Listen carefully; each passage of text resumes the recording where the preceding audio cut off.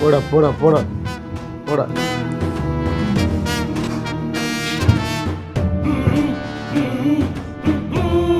எங்கிட்ட இருந்து ஆரம்பிக்க?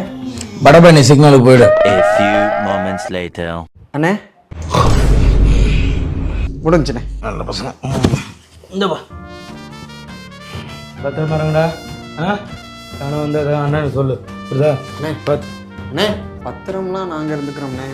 பணம் ஏண்டா எக்ஸ்பிரஷன் சலூனு நாகர்கள் ஃபுல்லாக உங்கள் பேர் தான் பெருசாக பேசுகிறீங்க, காசு கேட்குறீங்க.